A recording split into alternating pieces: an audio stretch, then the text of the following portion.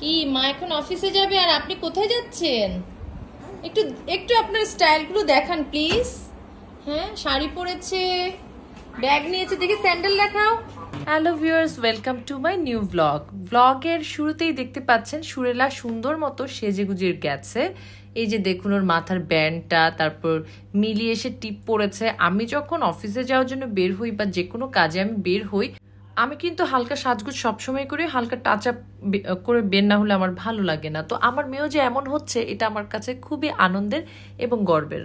কে জানি আমাকে বলেছিল, কথাটা আমারও খুব মনে ধরেছে, যে ল্যাপা পোছায় বাড়ি আর সাজগোজে নারী।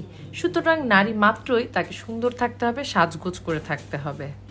সুরেলা মনে কিন্তু সুন্দর মতো আমার সহযোগিতায় সে ঘর থেকে বের হলো এবং আমরা কিন্তু এখন চলে যাচ্ছি আমার বোনের বাসায়। আমার বোনের বাসায় কিন্তু ওদেরকে আমি দিয়ে আসি। বাবা এখন অফিসে যাবে, ছোট্ট শিশুটা নিজের দায়িত্বে আস্তে আস্তে শাড়ি চুড়ি পরে স্যান্ডেল পরে চলে যাচ্ছে ধীর পায়ে।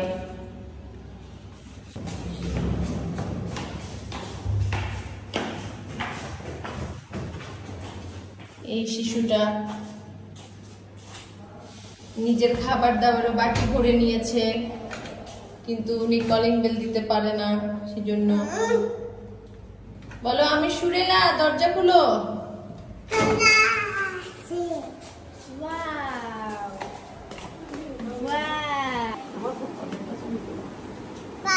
তাহলে মা চলে যাবে এখন শুরু।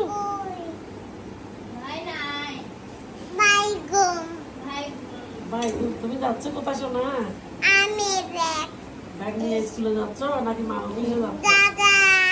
দাদা স্কুল। ও দাদার স্কুল। দাদাকে আনতে যাচ্ছি। এটা কি ফ্যাশন দিছে? ফ্যাশন? হ্যাঁ, আর কই যাবো সুরেলা? অফিস চলে যাবো।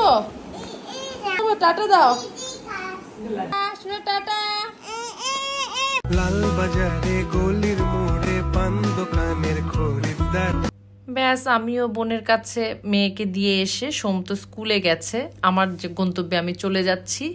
এই হচ্ছে আমার প্রতিদিন সকালের নিয়ম, আমি আর আমার হাজবেন্ডের।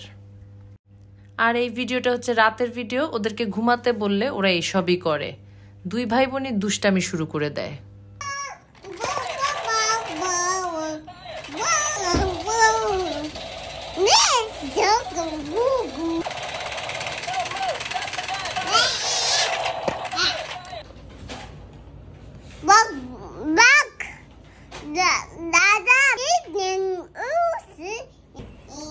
তো আজকের এই মিনি ব্লগে এতটুকুই।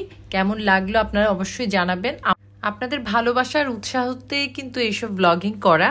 আসলে আমি নিজে থেকে অনেক বেশি আমি প্লিজ যে আমার এতগুলো ফলোয়ার এবং এত উইশার, আপনাদের সবার কাছে আমি অনেক কৃতজ্ঞ। কারণ আমরা সারাদিন যে পরিমাণ স্ট্রেসে থাকে, শহুরের জীবন, তার মধ্যে কর্মজীবন, সংসার জীবন, সব কিছু মিলিয়ে অনেক কিছু নিজের মনের মতো হয় না, অনেক হতাশ লাগে। কিন্তু আপনাদের সুন্দর একটা কমেন্ট যখন মনে পড়ে, তখন সত্যিই মন ভালো হয়ে যায়।